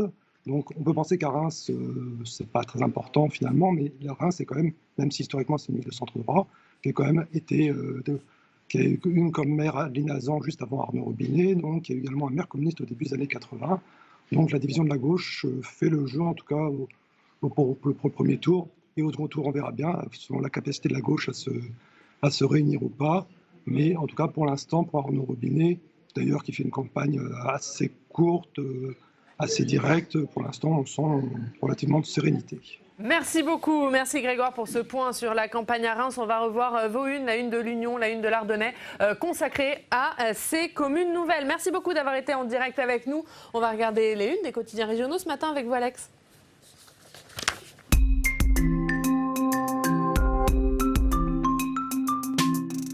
Et on commence par Libération Champagne. À la une de Libération Champagne, une question intéressante en cette période. Une campagne municipale, combien ça coûte? Qui a le droit de donner? Comment sont financés les candidats? En réalité, cela dépend de la taille de la commune. Toutes les réponses à lire dans Libération Champagne. À la une de Centre Presse, les maires aussi. Le journal de l'Aveyron s'intéresse aux compétences des maires. Quels moyens leur reste-t-il? Notez que cette année, une loi a été votée au Parlement, la loi Engagement et Proximité, un projet de loi du gouvernement pour leur donner davantage de moyens et également sécuriser la fonction du maire. Et on termine avec un autre sujet à la une de Ouest France. À la une de Ouest France, Fessenheim, avec la fermeture de la doyenne des centrales nucléaires, une fermeture qui va entraîner le départ des habitants de Fessenheim. Et il y a d'ailleurs un flou pour l'après-nucléaire dans cette ville. L'enjeu, ce sera d'attirer les entreprises et de redonner un nouveau souffle à Fessenheim. Et justement, on va rester dans la région avec vous, Pascal Jalabert. C'est Mulhouse qui est à la une de l'Alsace aujourd'hui. Mulhouse, la visite de Macron qui fait débat. Oui, la visite d'Emmanuel Macron dans un quartier sensible de Mulhouse. Et notre confrère Emmanuel Delahaye a demandé à tous les élus de tous bords ce qu'ils en pensaient. Et ils ne sont pas franchement ravis parce que venir faire le discours sur le séparatisme, entre guillemets, religieux à Mulhouse, ils perçoivent ça un peu comme une stigmatisation. Donc on touche bien là ce qui est le risque de ce débat pour Emmanuel Macron, c'est-à-dire que ce débat sur le communautarisme, le président veut éviter que cela tourne à la stigmatisation. Il aura l'occasion de démontrer comment aujourd'hui à Mulhouse. Et c'est aussi à la une du Figaro, ce sujet. Macron cherche la réponse au séparatisme islamiste. Oui, parce qu'il a l'esprit plutôt confus, les idées pas très claires là-dessus. Effectivement, à force de ne pas vouloir stigmatiser, il fait rien du tout. Et c'est bien le problème de toute la classe politique française qui est transie de peur à l'idée de passer des paroles aux actes pour qu'effectivement, considérer avec quelques observateurs avisés comme Gilles Kepel qu'il y a quand même urgence à agir pour les politiques. Et on va laisser 10 secondes à Pierre Dumazeau pour voir la lettre de l'expansion. Pardon Pierre, brutalité morale et politique, c'est votre édito. Oui, on revient évidemment sur les questions que pose l'affaire Griveaux et on revient également sur les annonces de Macron qui sont faites cet après-midi. Et plein d'autres choses à lire dans la lettre de l'expansion. Merci messieurs d'avoir été avec nous. Merci. Rapidement, demain, l'invité politique, c'est Patrick Kanner, le président du groupe socialiste au Sénat. Très bonne journée sur notre antenne. La presse quotidienne régionale et les télévisions locales vous ont présenté le Club des Territoires.